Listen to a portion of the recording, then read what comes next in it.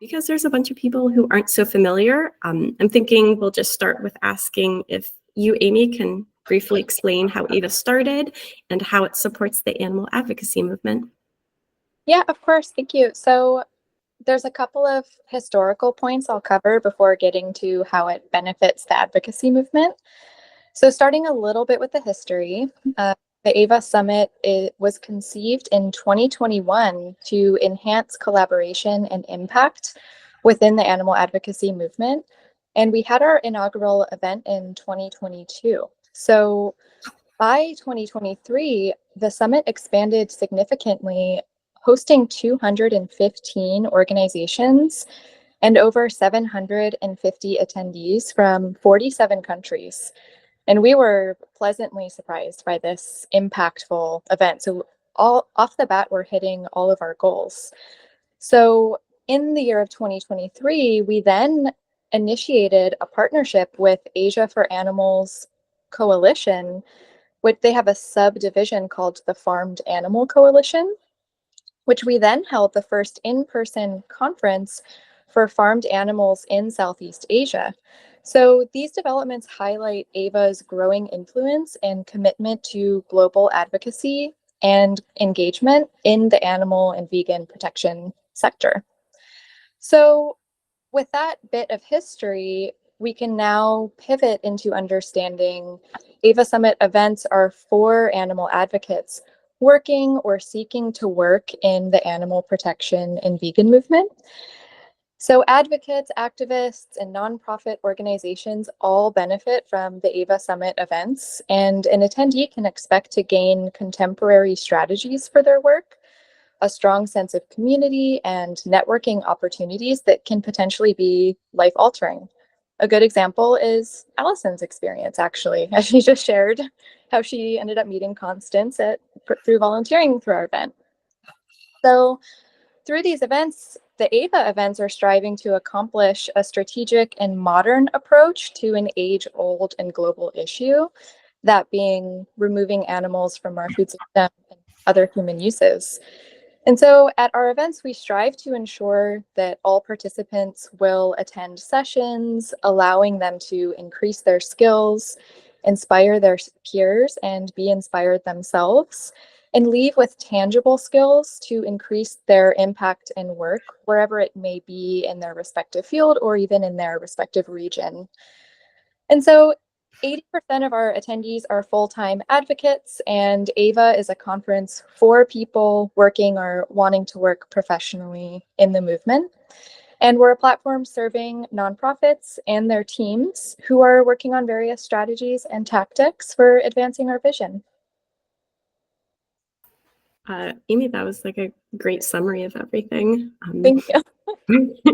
I think it's also helpful that you're able to sort of differentiate that AVA isn't just like another veg fest. It's actually for people who are actively pursuing strategies and trying to do something to really end factory farming, in whether it's their professional career or trying to make it a professional career. Yeah, absolutely. Thank you. Would you like to, I guess, give a little info on how you got involved with AVA? I would love to, yeah. And I love that we have pretty similar stories, actually, after you share your experience. So my background is in visual media communications and photography. So this initially drew me into advocacy through storytelling, with a belief deeply in the power of storytelling, in particular visually, to drive change. And so I thought maybe I could use this as a vehicle to tell stories in the factory farming animal advocacy space. However, with the onset of the COVID-19 pandemic, I was granted an opportunity to kind of take a look at my life and question what it is that I want to be doing, and use the downtime during that period of time to seek a more direct and impactful role within the movement. And so through that brainstorming, I recognized the importance of networking, and I chose to attend and volunteer at Lead for Farmed Animals in 2022. That conference series was in Newport Beach in Southern California. And And my goal was making valuable connections and deepening my involvement. And it was there that I had the fortunate opportunity of meeting Michael Weberman, who helped to lay the roots of what AVA Summit is today and now still serves as a board member for AVA International. And that is the beginning of what led to an incredible opportunity that has become my current role with AVA International. Our backgrounds are pretty similar then. Yes. And so to everyone out there, attending these events can really have the power and opportunity to help you find new connections and networking. Yeah. Yeah. Beforehand, I always felt that networking felt sort of transactional. But then when I realized talking to people who actually have similar values and who are working towards the same goals, it's not just transactional. It's almost like a partnership together. You're working to end factory farming. So yeah, maybe we need like a different word for instead of networking. I agree with you, because even myself going into that with this idea of like, I'm going to network, it did feel that way. And I felt actually a bit anxious and kind of stressed. But once I was there, I realized that I found myself surrounded with a community of people who are very caring and thoughtful and strategic, and no one's expecting anyone to really be perfect in any field. It's just a matter of doing your best and trying very hard. And that felt really reassuring. Mm-hmm. Yeah. Yeah, it's definitely different than the typical, I don't know, I guess what I see it as like almost egocentric networking where you have to have a lot of confidence, while at AVAs and other events, having like transparency and vulnerability, I feel is like helpful. So I understand that that AVA International has 2 upcoming conferences, and they're just not the typical AVA Summit. They're actually collaborations with other organizations. I guess the first one is Asia Farm Animal Day, and it's a collaboration with Asia for Animals, AFA's Farm Animal Coalition. Do you want to take a second to tell us about that, and then you can tell us about AVA Latin America? Yeah, sure. So Asia Farmed Animal Day is a celebration of farmed animals throughout Asia. So it's a truly a holiday in throughout Asia. And Asia for Animals Coalition is an organization who, for the past 5 years, was running virtual events that were relevant to the Southeast Asia region. And we got into communication with Asia for Animals Coalition and began to work together to curate and produce the first ever in-person Asia Farmed Animal Day event. So we work and collaborate very closely with the Asia for Animals Coalition team, and they have a variety of sub-coalitions and projects that they work on, and one of which is the Farm Animal Coalition. So that's the regional team we work specifically with to produce that event. And the other event that we're currently working on, that's going to take place this December in Sao Paulo, Brazil, is we work with SVB, so Vegetarian Brazilian Society, and they produce VegFest Brazil, and we'll be working closely with them to curate the first ever event of its time, which is where AVA Summit Latin America meets VegFest Brazil, producing an event that is focusing in a conference space with the sessions relevant to evolving animal advocacy and increasing our impact and strategy, while also simultaneously bringing in the fun and the culture that VegFest Brazil produces. Amie, is it correct that that AVA Latin America is like sessions within the overarching VegFest?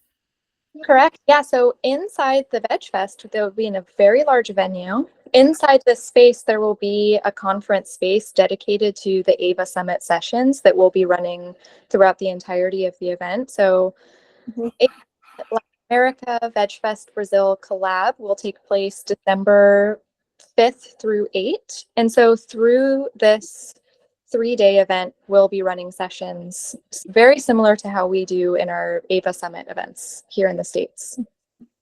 Yeah, I think that's a really interesting concept of being able to apply a conference to different cultures depending on what works best for them.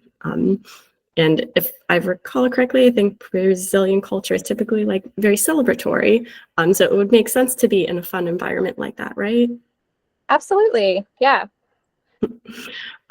Why did Ava decide to co-organize conferences in the first place? Because it sounded like your first one was pretty successful on its own, right? Yeah, the first one was super successful, and pretty quickly we realized, while this is really successful here, it would help the strategy and the impact of the movement to take these events into different regions, both so they remain relevant to the culture and also so they're accessible to advocates throughout the world. And so by partnering with other organizations such as Asia for Animal Coalition, we can leverage collective expertise and resources to create events that resonate deeply within specific regions and communities. So to expand a little further, these conferences do serve as crucial platforms for knowledge exchange, networking, collaboration among advocates worldwide, enabling us to address region-specific challenges and opportunities, which ultimately ensure that our initiatives are not only impactful, but also culturally sensitive and relevant. And so by co-organizing these events, AVA has the opportunity to amplify voices and perspectives that might otherwise be overlooked, empowering advocates from diverse backgrounds to contribute meaningfully to our shared goals. I know you are, or you had mentioned that you want the conferences to be culturally sensitive. How do you go about ensuring that they are? Yeah, so I think that would be a two-part answer. So one is that how we design and develop our programming, we work very closely with a program lead on the team of our collaborators. So for Asia Farm Animal Day, our program lead, Taylor Waters, works very closely with the program lead, Tung Nguyen. And together they build out the framework and structure of what would be relevant to the movement in that context. And from there, they work to develop that. And then from that point, we then pull in our assigned advisory committee to that region. And then the advisory committee will go through a pretty thorough scoring system to give an unbiased and fair decision-making process to all of our speaker applicants to ensure that we're having voices and perspectives and expertise that are applicable and to the region in which we're hosting the event. Uh, Attending a conference, I feel like attendees don't realize how much goes in on the back end to craft these and to make the decisions. But it does seem like you're taking a lot of perspectives into consideration and pretty thoughtful with that.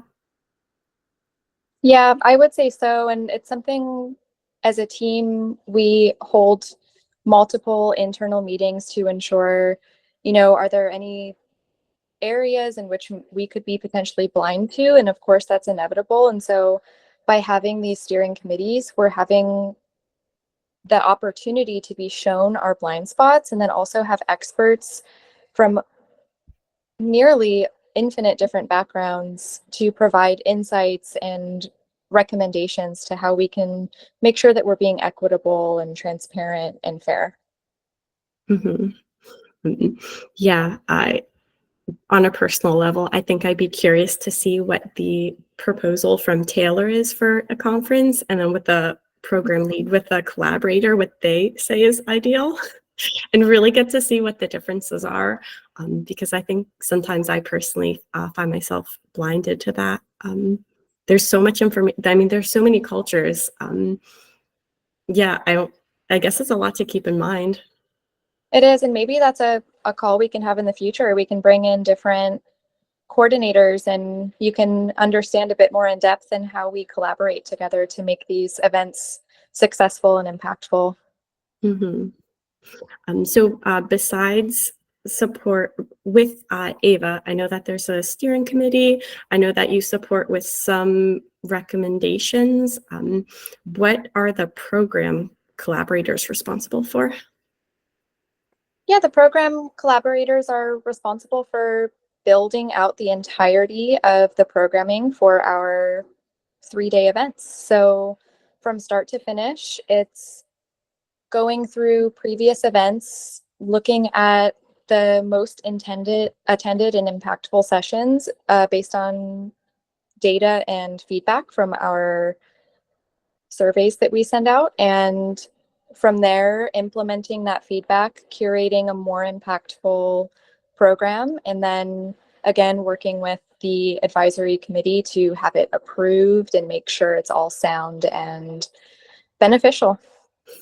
I think that's interesting because when you submit like a speaker opportunities form, it has AVA's logo at the top. So I guess I just assume like you or Julia or like someone else is reviewing it, but in fact you say that it's that your partners are reviewing it. We definitely have our initial review process, but nothing goes into its final stage without the feedback and decision making of the assigned advisory committee. That's really powerful. And typically, we have up to 3 rolling meetings per selection period with our advisory committee to ensure every application is thoroughly reviewed and given the time and attention that it deserves. And of course, if we have applications open for potentially 3 to 4 months, so you can anticipate or probably imagine that we receive applications even until the final month. So we would need to keep that in mind as we continue to build out the program, that it's likely some things are going to need to pivot and change, and we'll find ways to incorporate relevant speakers or maybe even shift the topic a little bit so we can include all of the experts in that respective field to have the opportunity to speak and then show advocates the latest strategies. Yeah, I do remember at the beginning you mentioned that it was the intention to be modern and to bring in things that were relevant and timely. So I imagine you can have one idea, but then 4 months later, as you get closer, having to pivot would be helpful.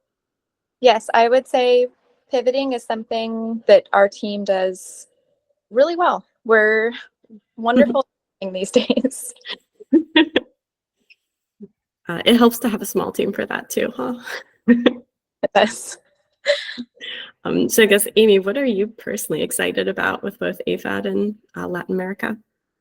Yeah, so I think with AFAD or AFAD coming up in October, if you guys aren't aware, I hope to see many, many of you there. What makes me very excited is first and foremost recognizing that over 80% of the world's farmed animals are in Asia, and yet much of the funding for animal advocacy comes and exists in the West. So by curating this event in Southeast Asia, we're aiming to really bridge this gap and bringing funders and financial support directly to the Southeast Asia region. And so I'm beyond excited about this approach in particular, as this event not only highlights the critical issues facing farmed animals in Asia, but is also fostering local solutions and empowering regional advocates with resources that they really need to drive meaningful change. Okay. And for Latin America, is there anything different or excited about that? There is, yeah. So with Latin America, I'm excited to see AVA in the context of VegFest Brazil. We've never, as some of you may know who have been present to our events, we're not a VegFest. And so as we're collaborating with the amazing SVB team to curate this groundbreaking event for the first time, I'm excited to see how this culture and energy of the VegFest in Brazil is going to add its own unique energy to the AVA Summit conference space. Okay. Is the main language going to be English? Will it be Portuguese? Are Spanish going to be spoken? That's A really, really great question, Allison. I appreciate that very much. So I think that's been one of the most challenging aspects of organizing not only this event, but our different regional events is like navigating the nature of having a variety of languages and Mhm. ensuring that it's accessible easily for every participant. And so we'll have all three languages. So we're planning on having like an initial day of networking where, similar, if you were at our recent event in DC, we had, I think, about 11 different dedicated meetup sessions. So we'll do something similar this year at AVA Latin America, but we'll have each meetup session have its own little area in which, if you're an English speaker, a Spanish speaker, or a Portuguese speaker, everyone can gather together and communicate. And we'll have a mechanism of live translations during our sessions as well to ensure that all sessions are translated and accessible depending on your native language. I'm imagining on everyone's lanyards having little buttons that say like, talk to me in Portuguese and English or Spanish and English or yeah.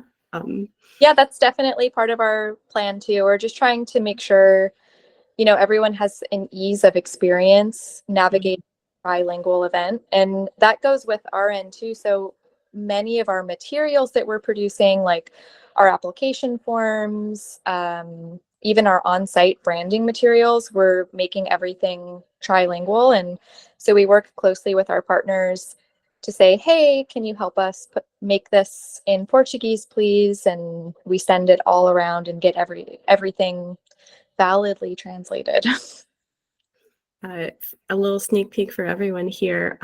Hive, we're in the process of translating our onboarding form and process into also Spanish and Portuguese, not only in preparation for AVA Latin America, but just to also follow your lead and to be more inclusive and to be able to allow advocates to participate and collaborate in different languages. So yeah, we appreciate you sort of like leading with that. Thank you. And yeah, just one final point. So looking at what I'm excited about between these two events, we can see that they're a little bit different. And so thinking now, like, what are some of the differences of these events? I think AFAD will be solely focused on advancing animal advocacy and enhancing our collective impact via strategy. And AVA Latin America will do very much the same, but we'll be integrating our mission with those of our partners to create this collaborative and unique event where the approach will foster synergies and also accelerate the animal protection and vegan advocacy movement across Latin America. What are some of the challenges that you faced when organizing these conferences? Yeah, so I can answer this from a communications perspective. Mhm. And so one of the main challenges, and I think more recently, is ensuring that I'm reaching the full scope of our target audience. So that would be all advocates working in the space worldwide. That's my goal because I want to ensure that all advocates have the opportunity to attend at least one of our events per year. And if someone would need financial support, then I would want them to be aware of our event so they have the opportunity to apply for a travel award scholarship to be able to make it. And the reason this has been challenging is because I used a lot of marketing and campaign strategies that were a bit more, I would say, commercial or corporate, because that's where a lot of that research and data is pulled from, and that's where a lot of training comes from. And so I've learned over time that while some of those strategies can be effective, many of them become irrelevant in this space of animal advocacy and marketing and campaigns and social media strategy, as it's such a niche field. And so it took me some time to understand that that's something that was going on. And how I faced that is curating my own strategies and essentially tests. So running different A/B tests, or sometimes 5 different campaign tests, to better understand how to communicate with our target audience and then more effectively reach them by using techniques like targeted demographics and different creative strategies, for example. So that's been a really interesting journey for myself in communications, and something that I've learned a lot about. Yeah. There was, or in the Q&A chat, there's like a sort of related question. And I'll ask it because it makes sense. Can you talk a bit about your process to tell the most powerful stories and how that process differs depending on the country of origin of the intended audience? Yeah, I think that's a great question. I think my process to tell effective stories to the relevant audience and region would be to learn about that culture first, and what the current environment and atmosphere is like, and what the individuals could be facing. So that could be, if I'm thinking of, I'm an animal advocate living and working in India, for example, I would learn, what is it like there for animals in India, or what is it like to be an animal advocate there? And I would educate myself to that particular context, and then curate a true story based on that information. So something that is relevant and relatable. And I think from there, depending on my platform of communication, I would then tailor it to be relevant to the users on that platform. So if I'm using LinkedIn, for example, versus Instagram, my visual creative is going to be drastically different, as well as the amount of written context I would give to accompany the graphics. Do different regions respond differently depending on the platform like that? Yeah, definitely. Also, some regions just are not present on certain platforms, whereas they're heavily present on others. And so that's another element to factor, is like conducting research on where regions are at in terms of their social media, like finding them where they engage and interact. Yeah, I feel like from a communications perspective, it feels laborious to, another platform, but in reality, it is needed in order to have more of an inclusive like communication strategy. I think that Hive probably needs to expand for more than just LinkedIn. I agree. And so I had to confront myself with the same realization. So last May at AVA DC, we had a session, how to empower the youth.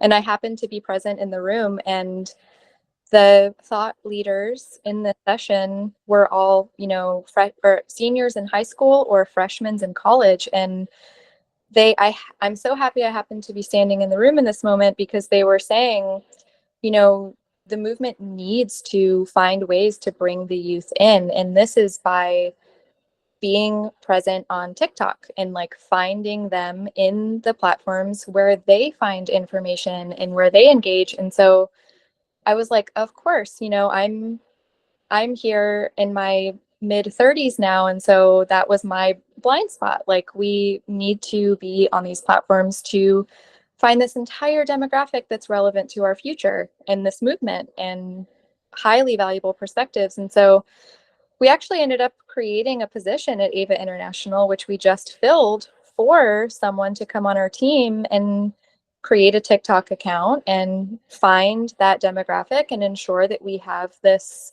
full scope of communications and outreach.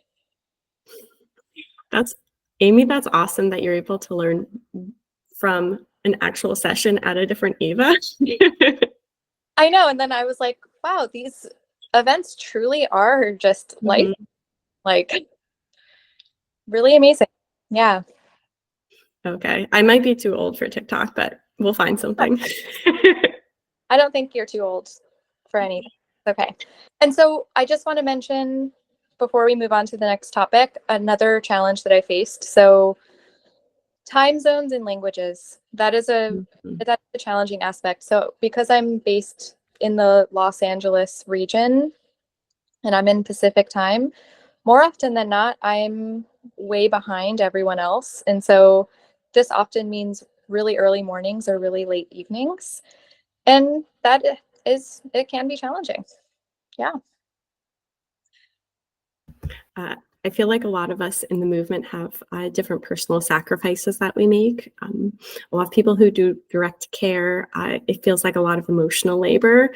And I feel like yours, Amie, might be just sleep deprivation. It could be, but I feel like I've gotten a hang of things and I have a pretty significant balance on it all now. And so now I know, like, if I have a meeting with one colleague in Vietnam tonight, I'll take a significant chunk of my day off of work just to ensure that I have, the work-life balance that is needed to be sustainable. Yeah, I think that will help prevent burnout. And I mean, I feel like this has probably been talked about a lot, so I won't get into it further. But since you've been at AVA International for a while, it sounds like you do have a good work-life balance. Yeah, I think I feel confident that I do. Thank you. So how does AVA choose the specific regions? I see a question in the chat wondering if you're going to organize a beautiful and important event in Africa. Well, yes, we are. Yeah, next year. It's so exciting. Yeah, we haven't signed off on any contracts yet, but we're in conversation about this, and it's looking pretty solid. That's really exciting. It seems like every year you're adding more and more continents and geographies. So yeah, that's really exciting. Yes, thank you. Are there any other regions that you're scoping out? Yes, so we'll also, I believe, most likely go to India next year as well. And then, of course, next year we'll be here in the United States in Los Angeles. So the prospective dates are, well, Los Angeles is confirmed. That's going to be May 15 through 18th. I believe it will be Nairobi, Kenya in July 2025. Dates not confirmed yet for India. Yeah, I feel like we're getting some like super secret intel here. So thank you. Well, it's not all set in stone yet. So it's things to get excited about, start thinking about, or have an organization in one of these regions or interests in these regions. It could be something you set on your calendar and kind of just keep it in the back of the mind. How do you select the different topics and themes? Yeah, so for different themes and topics, and I think you were thinking regions as well, right?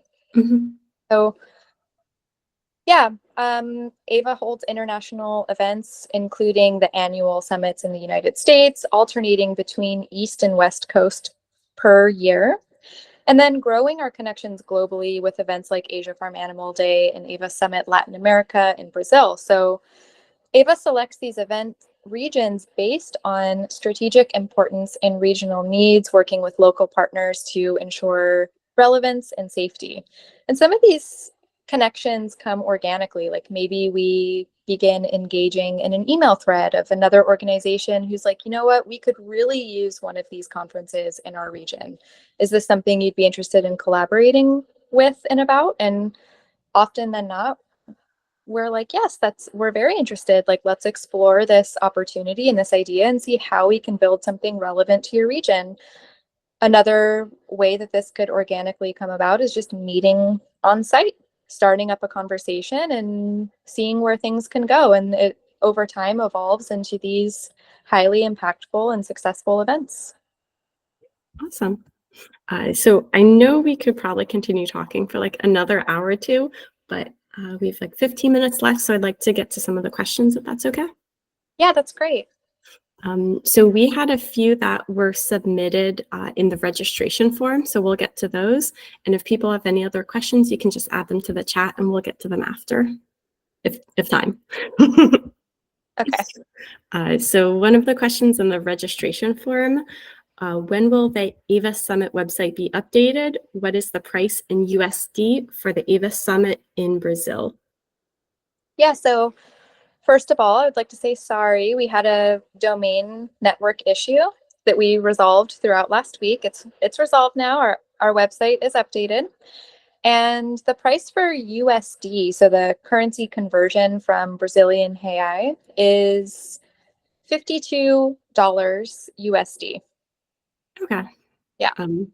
I think that's about, well, the USD conversion, that's about the same price as AFAD, right? Yeah, just about. Yeah. Okay. Yeah. We had another question. How do international politics, conflicts, or atrocities factor into AVA's planning and programming? Yep. So I think that's a really wonderful and relevant question. Thank you for asking that. So AVA does focus on advancing animal rights and vegan advocacy, prioritizing attendee safety, and collaborating with regional partners and advisory committees while planning the events. And we definitely ensure or seek to ensure that our events remain a home for the entirety of the movement. So, a space for everyone to be able to show up. And we definitely stand in solidarity with all oppressed beings and remain a non ideological, non-partisan organization. And that being said, don't necessarily engage with international politics, conflicts, or atrocities beyond our core mission, and just focus on organizing impactful events for the movement. And so I would say for any more details about governance of the organization or how these political decisions could be made, I would suggest reaching out to our executive director, Julia Reinelt, and to provide more information on that. Yeah, I think that's a very timely and appropriate question, so it makes sense. I do too. Yeah, thank you. We have another question. How does philanthropic inequity shape global perception or picture of veganism? Yeah, so I saw this question this morning and I am answering it to the best of my ability without being a philanthropist, right? So, from a communications lead perspective and just my perspective on having worked in the movement, I would say philanthropic inequality can and does influence the global perception of veganism by potentially creating imbalances in visibility and resources. And so wealthier organizations or individuals often have more influence, potentially overshadowing grassroots movements and diverse voices within the vegan community, which can lead to skewed representation of veganism, where certain perspectives or issues receive more attention and support than others. And so addressing these inequities is crucial for a more inclusive and representative global vegan movement. Now, I know that the second part was to this question wasn't asked, but I feel like it's an implied next thought, which is like, well, how does AVA try to solve it? Right. And so thinking about that, I think the answer is, AVA works to address philanthropic inequality by actively supporting diverse voices and grassroots initiatives within the vegan movement by ensuring broad representation in our events and programming, providing platforms for underrepresented perspectives, and offering travel awards to advocates from various backgrounds. So by promoting this inclusivity and equity, we do aim to create a more balanced and comprehensive global picture of veganism. I also think that this is a very timely and appropriate question, especially as a lot of the future AVA summits are in some of these areas that, might be less represented either with resources. And I'm glad to see AVA expanding and helping. Yeah, we're grateful for the ability to make these connections with other groups, because beyond the idea of AVA expanding, I think it allows us more than anything an opportunity for ourselves to be challenged, to learn, and to grow. So ultimately, thinking of our events being like this anchored space for the movement, I'd like to believe that we as an organization are collectively offering improvements to the movement in a safe place to gather. Yeah. If other organizations wanted to collaborate with AVA, whether it's like for a conference or for anything really, what kind of collaborations or partnerships is AVA interested in? Yeah. I know this might be a question for like Taylor or someone else on your team. Yeah, we actually we just hired another full-time person who's a partnerships lead. And I think that her name is Gabby Mora.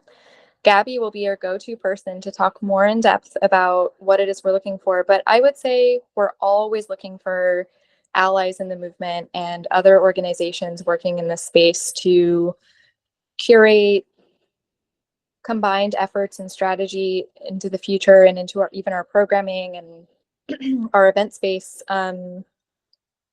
And yeah, we're always open to collaborations in different regions. I would say if you're interested and you have an idea and something that you want to work on, or maybe you're a junior organization seeking some form of collaborative opportunity, I would say just send us an email.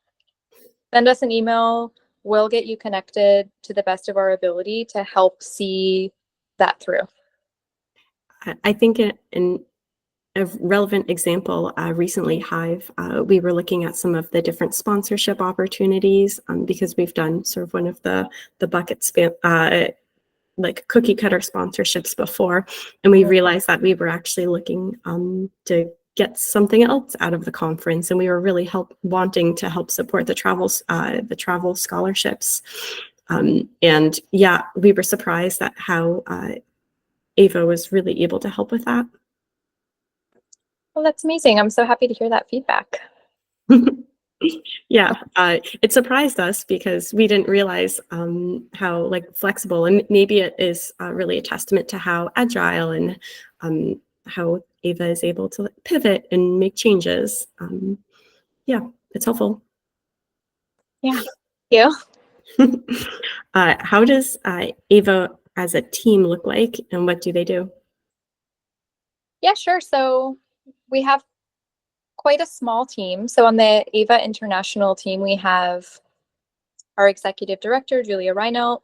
We have Taylor Waters, our program lead, who curates all of our programming and framework and leads the selection of speakers prior to working on that directly with the advisory committee. We have oncoming Gabby Mora, who will be our partnerships lead. So creating new partnerships, relationships, finding new connections. And we have also oncoming Barbie Castoldi, who's going to be our aforementioned social media coordinator, helping us reach new demographics and audiences to make sure everyone has a chance to come to our events. And then, of course, we have our partners. I'm sorry, I forgot my colleague Aniha, who works as our operations consultant and manages like all of our travel award scholarships and working all of that magic in the background to make all of this happen. Aniha and her team are absolutely incredible in helping us and making this all happen. And then we do have our international partners as well. So I work directly with several colleagues at the AFA, Asia for Animals Coalition. So Alsila Abbey, who's our event manager in that region. We have Vinny Lee, who's my direct colleague. We work together to collaborate on communications. She helps me with translating everything to be in Vietnamese with our other colleague, Dino. She helps with press and media. And we have Tan Nguyen, who works on the program with Taylor. So wonderful team over there. And then same with SVB. So we have Larissa and Marcella, who are helping to drive the AVA Latin America Veg Fest collaborations together, and a few other partners on that team as well. Yeah, it almost sounds like at your partner organizations, there are your counterparts. And I learned so much from every person I work with that I value these relationships so much. Like I said, I'm consistently challenged and learning new things, and I couldn't be happier and more proud to work with the teams that I get to. Fantastic. So we only have we're coming down to 5 minutes left. There are a few questions in the chat. Amie, do you mind if I send those to you? And if you could reply to, or you could respond to them offline, I can include them in the post-event email to everyone. That would be excellent. Thank you so much, Allison. Okay, great. And then the last question for you to answer, what advice do you have for less experienced activists who would like to make a lasting impact for farmed animals? Yes. So I think having a community, having a community or different communities in advocacy, something you can be consistently a part of and engaging in this space and learning, educating yourself on the current status of factory farming and the movement, educating yourself in different regional contexts to understand how this affects the entire globe and where you can be the most impactful. I think attending events and finding connections and networking is imperative to find a place for yourself to work and build your career and grow. And I think just as equally important is finding time outside of this space and practicing self-care as well. Makes sense. Your former point about having a community, maybe this is like a bad promo for Hive, but honestly, that's like what we aim to do. Yes, sure. Especially for those who aren't in regions that are easily accessible to conferences or areas that are maybe more neglected, don't have an established community. Sorry, Sophia, shameless plug. Yes, I know.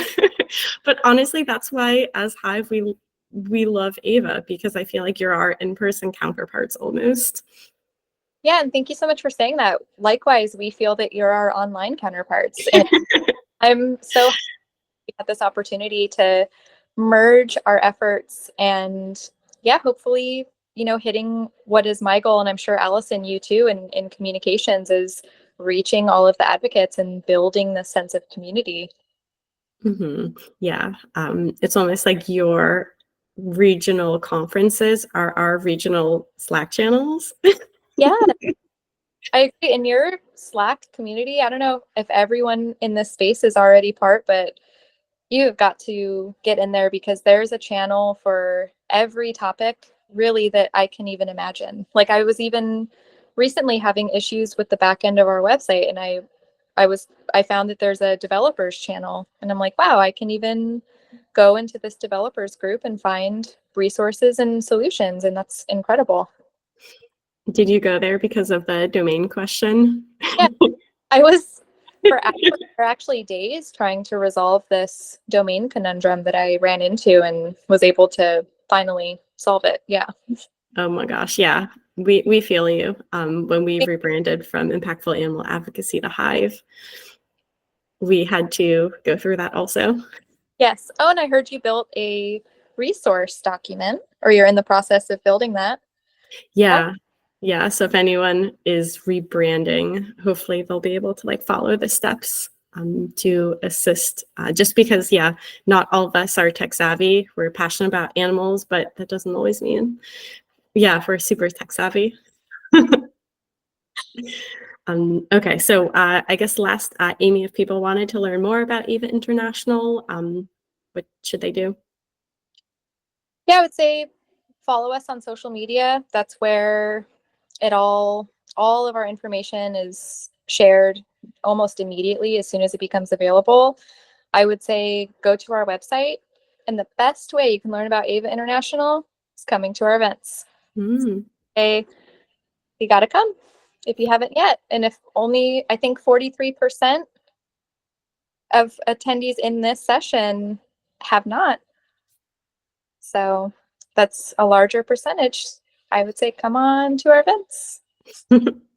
Awesome. Yeah. And it's definitely helpful that you have the travel grant or the travel sponsorship opportunity, because I know sometimes just like travel itself can be quite expensive. Yeah, absolutely. And so even for that, AFAD travel scholarship applications close on July 31st, 11:59 p.m. Eastern time. And for That's AVA soon. 2 days. days, and then not to put the pressure on, but if you're going to apply, you got to go do it. And then AVA Summit Latin America is going to be 1 full month later, so that'll close on August 31st. You'll find links to all of that. If you go to our website, you can hit the events section and then click on the relevant event, which will take you to where you need to go to apply. And there's all the information needed there as well. And applications do translate. So that's another exciting factor. We made sure to translate those AVA Latin America applications to Portuguese and Spanish. Okay, I might have to connect with you offline to see if how you do it logistically, because we're considering the same for our onboarding forms. But yeah, thank you. Connect with me, and then we'll chat more about that. Awesome. Okay, well, everyone, I put a link to Ava's website in the chat. Also, if you have a few minutes, if you can please take our feedback survey. We're always looking to improve our events. In like transparency, this was my first Fireside chat, so like hopefully it wasn't too cringy. My first one, and so I like to believe we did a good job. Thank you, Allison. You're a wonderful host, and thank you so much for creating such a welcoming space and your wonderful questions. Oh gosh, well, thank you. And for the 3-ish questions that were remaining, I'll have them sent out to you, Amie. Sorry, I combined Ava and Amie into one word, Ama. I think that might be my name actually, so it's fine. Okay. Okay. Well, yeah, and thank you everyone for attending. You'll receive an email. I will also include a link to this recording so that you can catch up on anything if you wanted. We'll have the responses to the questions as well as links to all of the conferences and information. And yeah, hopefully we'll see you both online and in person. And I hope to see everyone in Vietnam this October. If not there, I hope to see you in Brazil in December. And thanks all so much for being here. So wonderful to see new and old faces. Oh yeah, thank you everyone. Thank you, Amie. Thank you, Allison. Thanks all for coming and your questions. Thank you.